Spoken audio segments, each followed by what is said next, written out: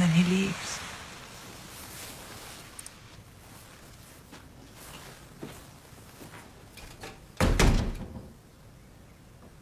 And you spend the rest of the day wondering,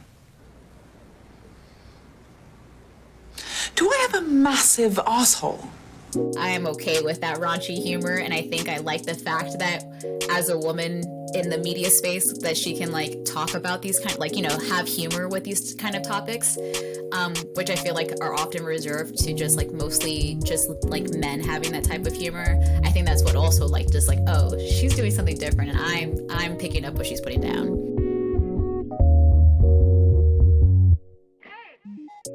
Hi, I'm Taylor, and welcome back to the Film Nuts Podcast, a show about why we love what we watch.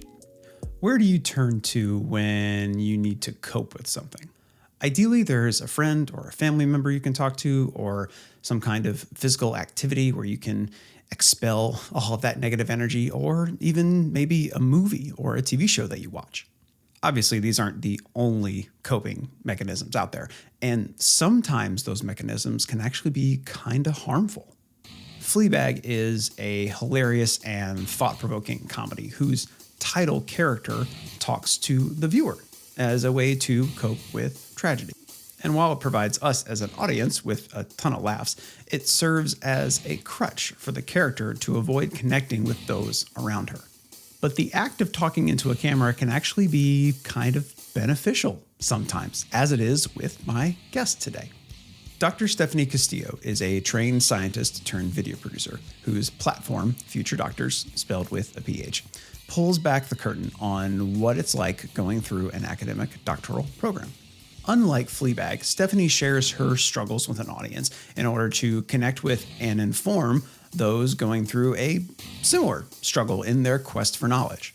Stephanie and I talk about the power of showcasing vulnerability, how Fleabag tackles seemingly taboo topics, and the struggles of finding a supportive community. Stephanie and I go back a few years, and we've actually worked on projects together. So while it was a blast to talk about an incredibly funny show, it was even more fun to just hang out with a friend.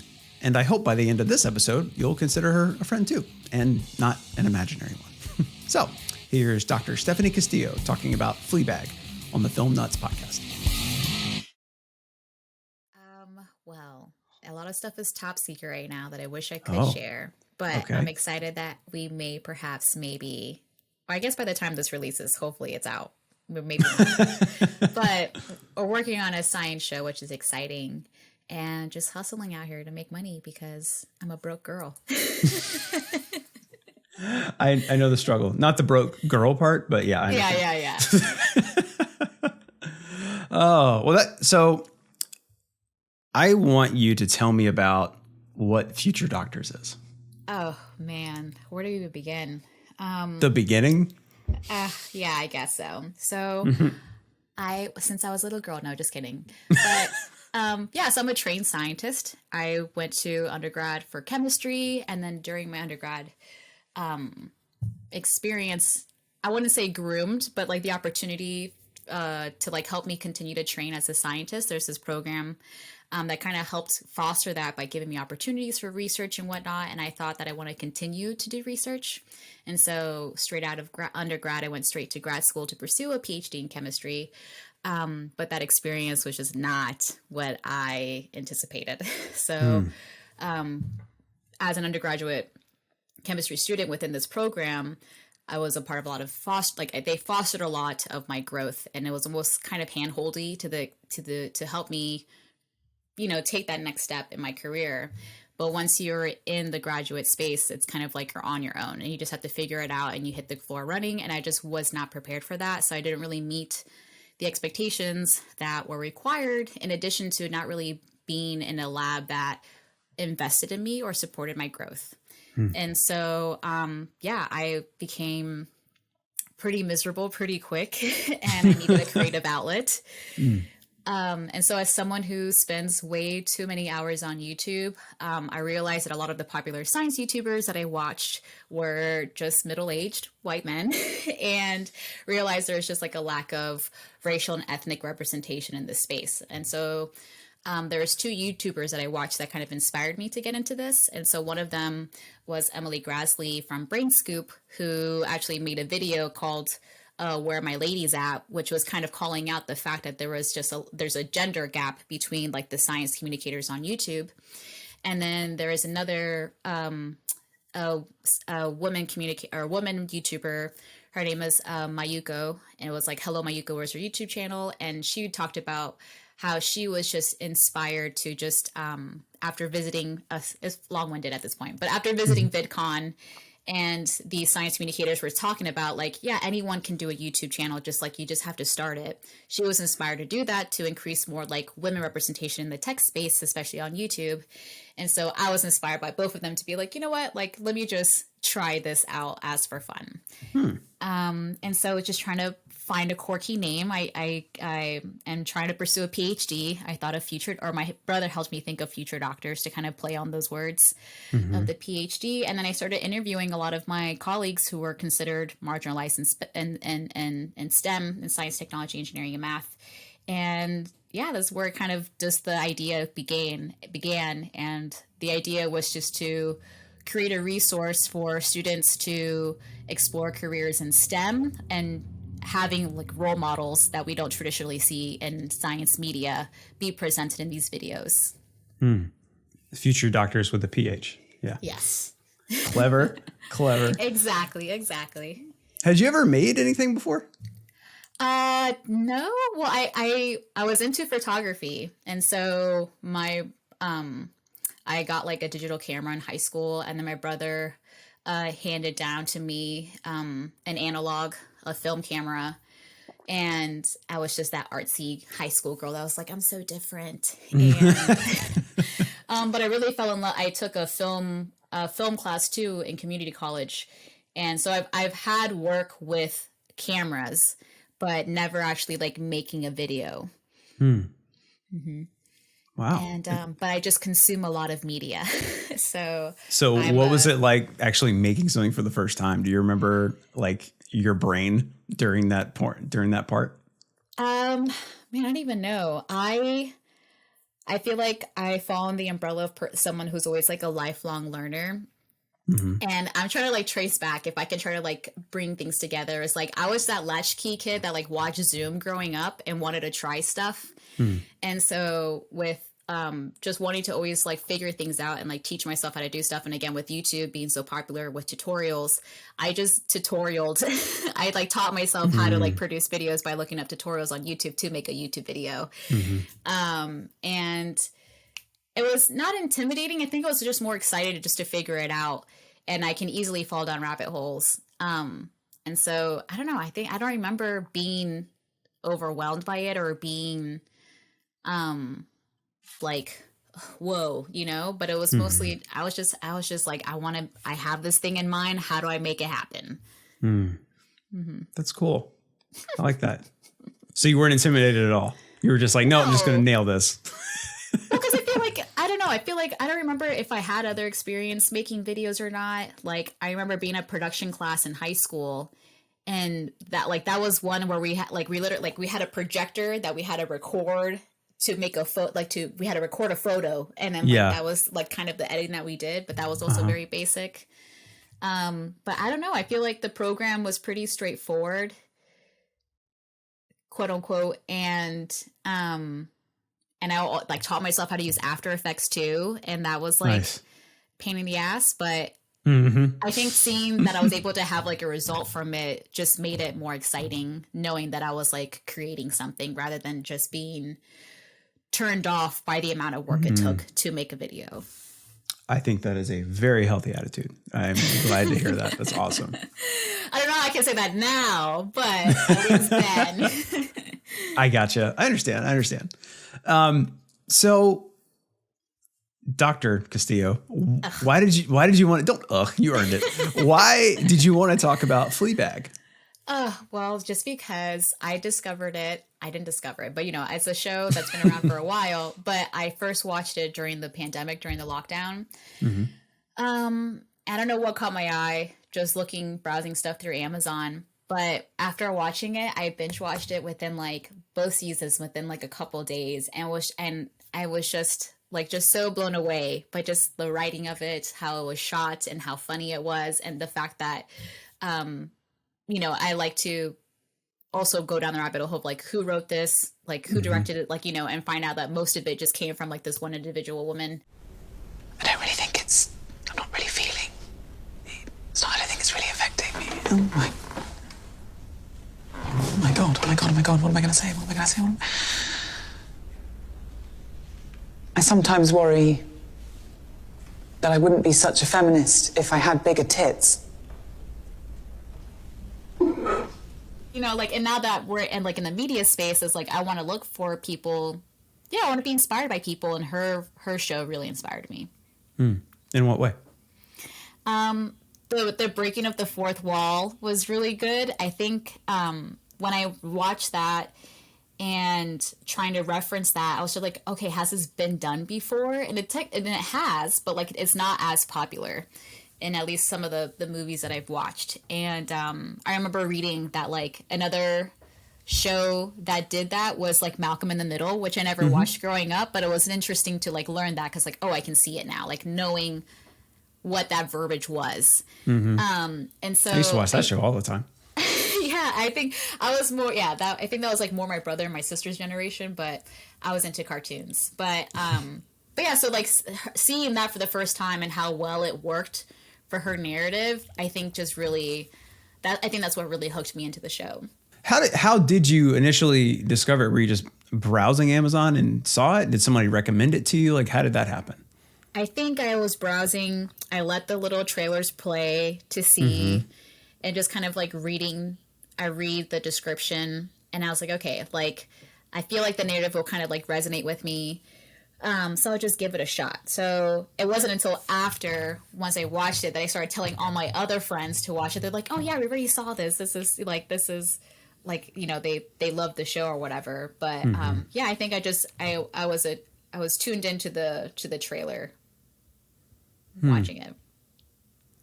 So I tried to get my partner into the show, and we watched because I watched the whole thing and I thought it was amazing.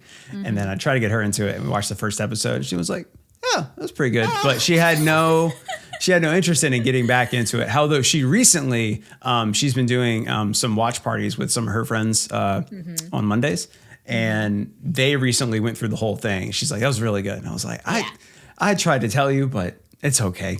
Yeah, I think if I would have tried to get my husband to watch it, he was just kind of the how straight you get into the raunchiness of it is, can turn people off. After some pretty standard bouncing, you realise he's edging towards your asshole. But you're drunk, and he made the effort to come all the way here, so you let him. He's thrilled. Oh, I'm so thrilled. I am okay with that raunchy humor, and I think I like the fact that as a woman in the media space that she can talk about these kind of have humor with these kind of topics, which I feel are often reserved to just mostly just men having that type of humor. I think that's what also oh, she's doing something different, and I'm picking up what she's putting down. So after that pilot episode, what were you thinking other than I will watch another one? I was really invested in her relationship with her sister. So I have an older sister who's kind of uptight. And so I can kind of relate to how uptight her sister was too. No, bang bang. He says he's still got that thing on his... What? On his... Come on, you can do it. I don't have to Yes, say... you do. Come No, on, little not one, here. come on, please. No. Penis. Thank you.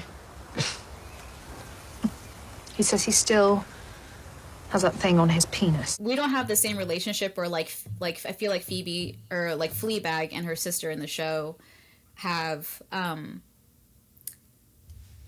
You secretly find out later on in the second season how they kind of how her older sister was actually kind of jealous of how free how free or open Fleabag is, and how chaotic her life is, where her sister tries so hard to just be perfect all the time.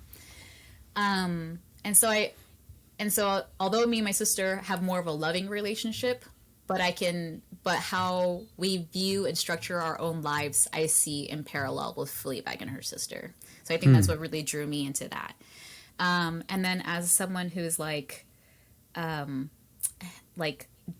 know, I just like to analyze people too. So it's just really enjoyed analyzing the relationships and how Phoebe was able to kind of like communicate that indirectly, but you're able to understand the level of complexity that she had with her family. I think that's also what drew me in, of wanting to just like be a little bit more invested in like in those interpersonal relationships.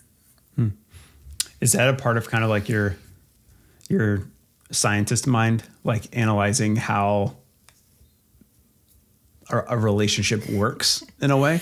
Not necessarily. I feel like that's more in terms of as someone who's like, you know, who's into who does therapy a lot.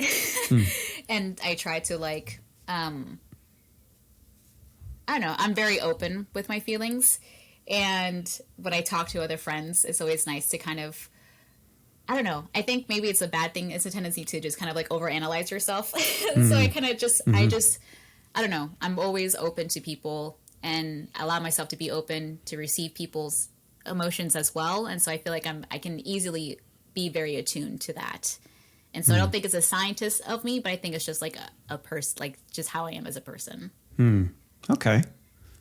So you mentioned you're someone who doesn't mind or even appreciates raunchy humor. Can you go a little bit more into more detail about what makes this show so much different as far as its raunchiness? Is it just the lens that it's seen through? Like, what do you think? I think it could be that. And then also just like in terms of just being open about talking about sex and like it's a lot of, I don't know. I feel like women aren't shown, now it's changing a lot more, but before it's just kind of like, I don't know, I grew up in purity culture and stuff like that, and where we don't talk about sex and can you explain what is purity culture?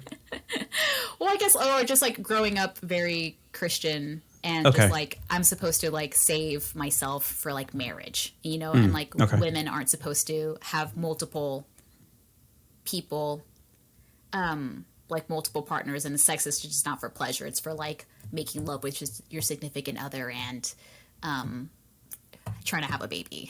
And so I really like the casualness of in Fleabag of just kind of like, yeah, this is what she does. It doesn't, you know, it just adds to the humor and like her journey. Tell me about the sex. All of it? You said you don't do that now. Oh, no, I just play tennis now. Tough crowd. Sorry.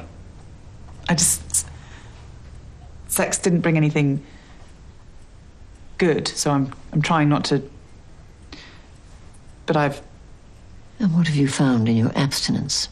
Well, I'm very horny, and your little scarf isn't helping.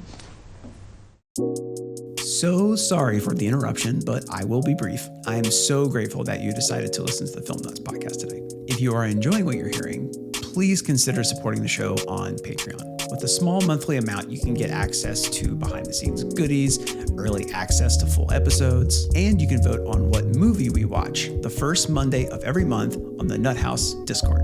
The Nut House itself is free to join and is full of other film and TV lovers, so you'll fit right in. You can check out info on all these things in the show notes. And if all of this sounds like a bit too much, that's totally okay. But if you want to keep up to date on all of our episodes, please be sure and subscribe on your favorite platform of choice. And if you're listening on Apple Podcasts, go ahead and leave a rating and review so we can get in front of other awesome people like yourself. Okay, enough of me rambling. Back to the good stuff. Do you think, this might be a dumb question. This might be a dumb question. Do you think there's some kind of connection between how Fleabag lets the viewer in on her process or her thinking, and how you use Phuture Doctors to kind of reveal the process behind achieving the PhD back when you were earning that? No. So, okay. Yeah. All right. Next question. Yeah. Well, Well, just because I discovered Fleabag again, like during the pandemic. And at that point, I've already filmed. So I did a couple, it's not, Phuture Doctors hasn't really continued. It's just kind of use it now as like a brand. But when I was doing it was was before the pandemic. I already filmed everything that I wanted to film. So like I couldn't really get any more inspiration. I can't redo what I made, you know? Right. I think maybe connection isn't the right word, but I see a relationship in, it's almost like this peek behind a veil, or like a search for knowledge, where you, back when you were doing Phuture Doctors in order to show the process of achieving your PhD. And then you have a show Fleabag where you're being let in on how she's thinking, what she's thinking. Like, do you think you kind of connect with that a little bit? Is that something you're always searching for? Is like, I don't want to say the ultimate goal in your life is search for knowledge, but like, do you think there's a little bit of that in there? I think maybe in a different perspective, and like, yes, but in a different perspective, in a different lens. And so for Phuture Doctors, of what I envision that being as like a resource is different than the Phuture Doctors branding that I present myself online. So how I present myself online probably parallels more to Fleabag in terms of just vulnerability is what I can kind of bring down to. Just like allowing to be transparent. Like I was that person that cried on the internet. So just like being vulnerable about like those. How awkward is that, filming yourself? Are you filming yourself when you're crying on the internet? Well, it's because it was in terms of, I built a community online. When I was, it's always a touchy subject. Well, if you don't want to talk about it, that's totally fine. I'm just curious to know what that is like. Yeah. So it's just like, I'm about to cry right now, just thinking about it. This is a safe space for you. That's going to be published. We are friends. Yeah, for sure. But no, I was part of a program that didn't support me, and I found that support in the community that I built online. And so like I was okay just sharing because I felt like I was talking to friends. And I think that's what I like about Fleabag, is that like it's just a girlfriend that I'm watching, that I'm like venting to, or like she's bringing us into that journey. Yeah, that makes sense. As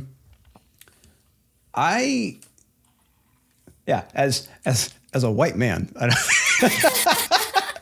that is not something I necessarily can relate to. However, on different levels, like, you know, I feel like a lot of people have been in a situation where they feel like they're not getting the support from like-minded people. And I can understand that, like finally having that like support system is like, it feels great. Like you have people that have your back.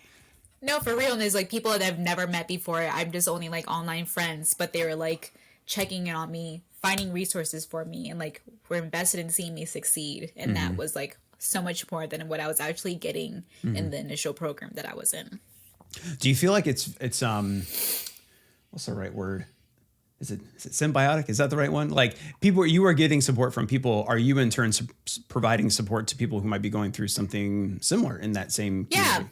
Yeah, for sure. Again, like I went through like all the like, not the no-nos, but all like the negative stuff that you can kind of go through grad school in terms of failing my exams, having a bad advisor, having to switch labs, failing out of like a program. Like that's like all like the negative lows you can possibly go through, and I went through all of that. And so I had a lot of students who were kind of facing similar issues like come and reach out to me, and I was able to be a support system for them as well in return. And then also because it let people into my journey, like I was still able to like take the lows and turn it into something else. I was able to turn my negative PhD experience and like found a loophole in the system to like benefit me, and I was able to turn what was just an idea or a creative outlet, which is Phuture Doctors and making science YouTube videos, and I turned that into my dissertation and turn it into like my own self-made PhD. So I ended up instead of graduating with a PhD in chemistry, I graduated with a PhD in science communication where I got to study the videos that I made, which was exciting. And so like showing kind of like the up in my journey too, and having people follow me and support me through that.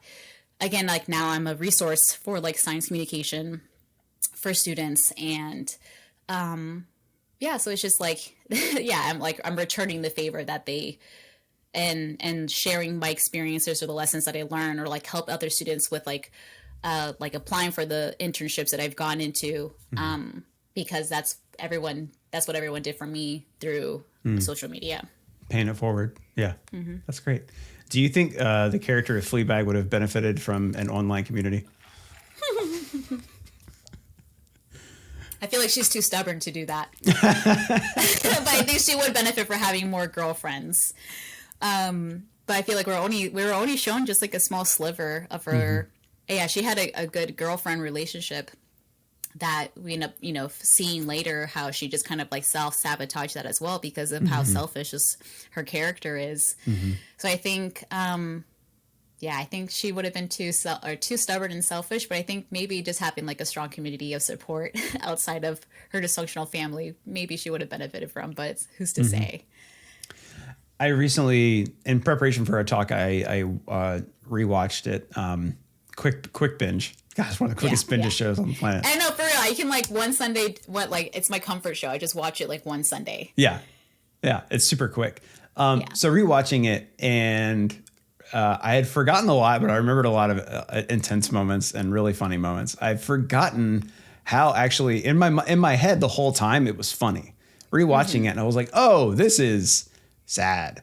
And so I'm curious to see what your interpretation of her overall arc. Like, where do you think she ends up? What kind of emotion or state of being do you think she ends up being at the end of the second season? Okay, I can't say that this is my idea because I'm also the type of person that likes to watch reviews on YouTube. Okay. And so like when Go ahead. No, I was going to say, we get it. YouTube is your thing. No, it's my TV. No, but yeah, like just watching people there's this one channel I forgot the name of it, but whenever I finish an episode, I'll go watch his analysis of like what he thought. And then I like watching video essays too.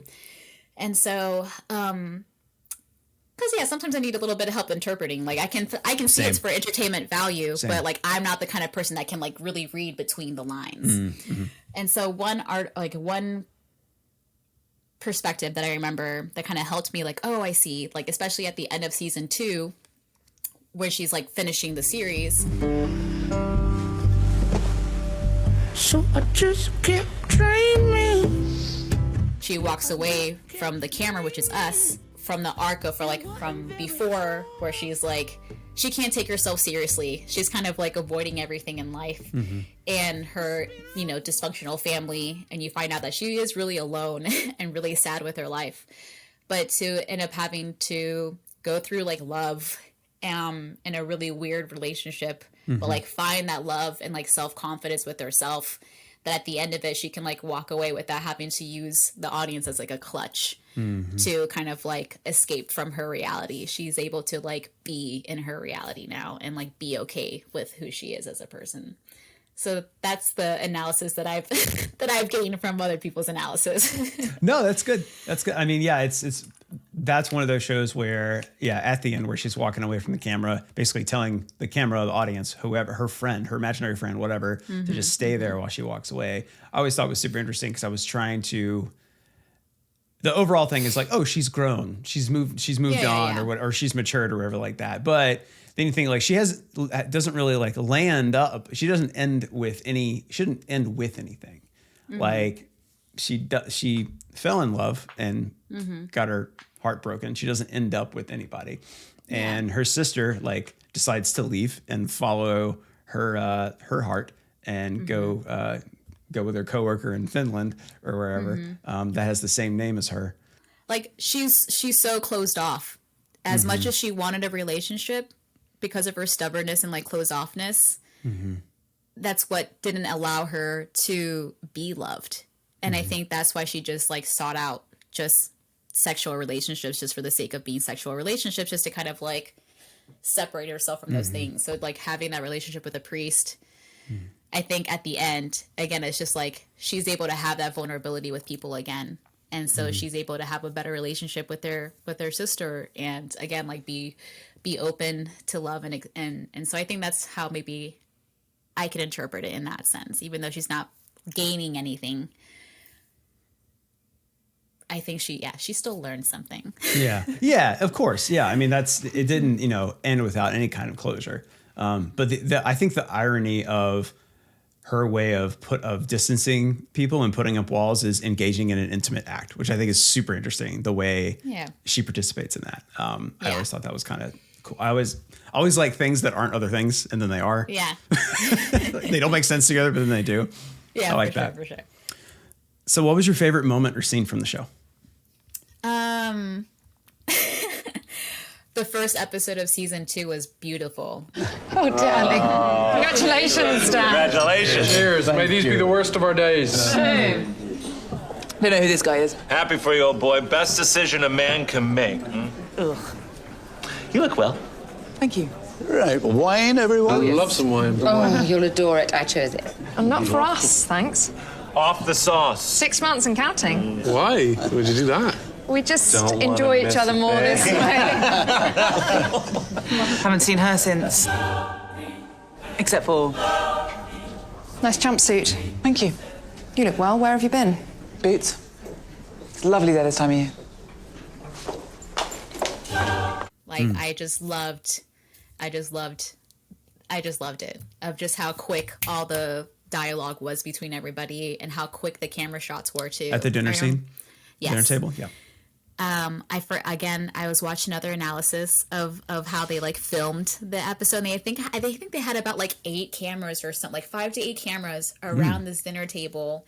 And there was a really good. I have to find it for you if you're into that. But there's send one it to me. analysis where they talked about the editing style of Fleabag and how in the first episode of season 2.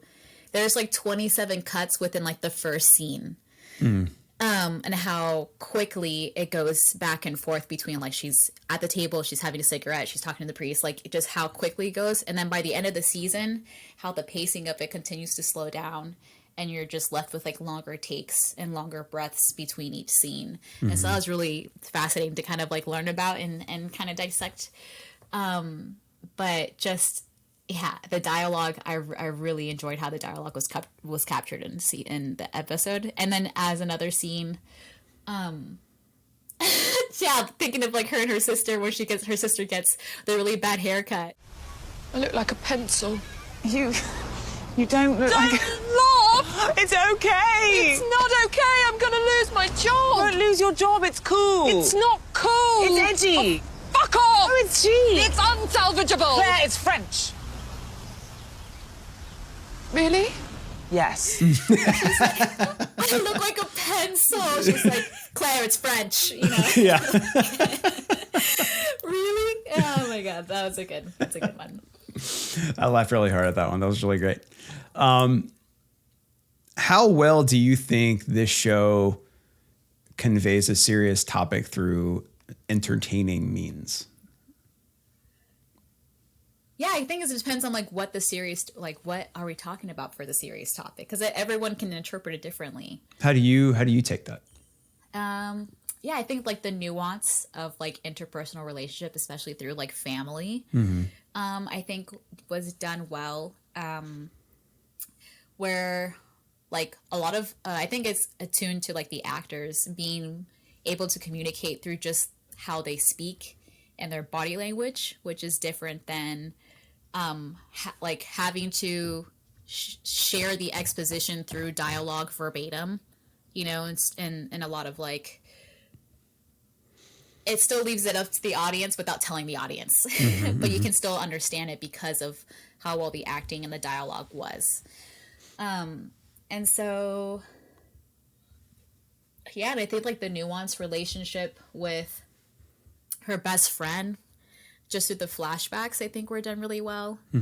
To kind of see like the amount of love and the amount of guilt that she had, like having to hold both of those emotions at the same time, centering around one person. I don't know what to do with it. With what? With all the love I have for her. I don't know where to put it now. I'll take it. No, I'm serious. It sounds lovely. I'll have it. You have to give it to me. It's got to go somewhere. What I really liked about season 2 was how the priest was able to see when she was like tuning out. Yeah. That was really something that took me off guard when that first happened. No, 1,000%, especially when he was like, and like looks at the camera, like, oh, it creeped me out too. What? What? She what? She... He's a bit annoying, actually. What is that? What? That thing that you're doing, it's like you disappear. What? What are you not telling me? Nothing. Tell me what's going on underneath there. Nothing. Tell me, come on, No. tell me. Nothing. What Nothing. are you doing? No, stop being so churchy. I'm not being churchy, I'm just trying to get to know you. Well, I don't want that. I think that was a very clever tool to kind of, again, learning from other people's analysis of just how like someone else actually sees her for who she is and is able to go past that wall that she holds up and can kind of like see, like is more tuned into her than anyone else has ever been before. Yeah, that was watching that again. I think I actually rewound it and watched it like again, just that scene. I had to too, yeah. It's a really good one. So how as someone who is currently making a living producing videos, has Fleabag inspired you at all? It has. And so I don't know if your listeners know this, but you and I work together. We do. I first met Taylor through a project that we were producing a science show called Why Am I Like This? With one of who was hosted by a past guest of yours, Dr. Tina Lasisi. Yeah. So that was our first time working together. But to write that episode, I remember when we were brainstorming like what our pilot would be. I showed everyone Fleabag, and I showed them the first episode where like she's literally like having sex, and like our boss was like, oh, like he's very reserved, and he's like, oh, okay, but I was like, okay, let me show you something else. Now I'm trying to imagine Nehemiah watching Fleabag. Oh I don't think it's working. Like, trying to be understanding, but like I can tell he was horrified. So I said, no, that's not a good example. Let me try again. And so I had to find something a little bit more rated G, just to kind of show how like breaking the fourth wall was going to be used. And I wanted to do something different.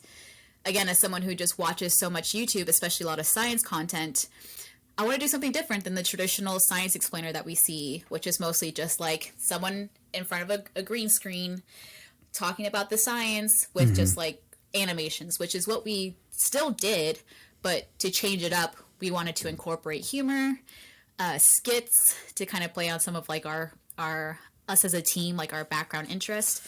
And then I really liked how we can use breaking the fourth wall as a tool to kind of break away from the skits we were doing to talk about and transition into the science that we were explaining. I think that was my main inspo, and also that was the main inspo for at least our first pilot episode. That's really cool. Yeah, the funny thing is, I think everybody who worked on Why Am I Like This has been on this podcast. Yeah. I'm the last one. Well, have you done E already? Yeah, we had him first season before we even did this show. Before we even did Why Am I Like This, he came on and talked about a Goofy movie and how much he loved it. Yeah, it was really cool. You're like, that's never mind, that's a tangent topic, but I was like, I remember seeing a TikTok that was just like a Goofy, like what is a black movie that's not necessarily black, and it's like the Goofy movie is a black movie. I brought that up. I was like, is Goofy movie a black movie? And he's like, I never thought of it like that. Of course he hasn't. But yeah, no, that's funny. I'm glad I'm the last one. I am the least favorite child. No, don't you know that expression, the best for last? Come on. For sure. Trying to humble myself. Well, stuff. Dr. Castillo, thank you so much. Okay. Thank you so much for joining me. This was great. Yeah, I had had fun. I always love to talk about movies and stuff and TV, and I like working with you. So this was a pleasure to be a part of. That's so nice. Thank you. The idea of being vulnerable with strangers terrifies me. I would be more likely to separate myself from the world rather than send a selfie video out on the internet. But I think there are interesting ways that we can express our issues with the world around us in order for us to work through them. To me, both Fleabag and Stephanie show that that is possible. And that actually gives me a lot of hope. A huge thanks to Dr. Castillo for chatting with me today, and a massive expletive-sized thank you to you for listening. Please take a look at the show notes for some of Stephanie's work and even some stuff that her and I have both worked on together. If you enjoyed what you heard today, please go ahead and subscribe on your favorite platform of choice. And if you're listening on Apple Podcasts, go ahead and leave a rating and review so it gets us in front of more awesome people like yourself. If you want to help the show grow and want to get some access to some really cool perks, please consider supporting the Film Nuts podcast on Patreon. For more information on that, you can check out the show notes or visit patreon.com/filmnuts. Our theme this season is brought to us by The Deep End. Our artwork is designed by Mudangwa Sibuhudi, and all episodes of the Film Nuts podcast are produced and edited by me, Taylor D. Adams. If you want to get in touch, you can email filmnutspodcast@gmail.com or follow us on Instagram, TikTok, and Twitter @filmnutspodcast. And don't forget to join the Nut House, our Discord community. It's absolutely free, and you can check out more info on that in the show notes. Thank you all so much for listening today. And here's hoping your next haircut is really, really French.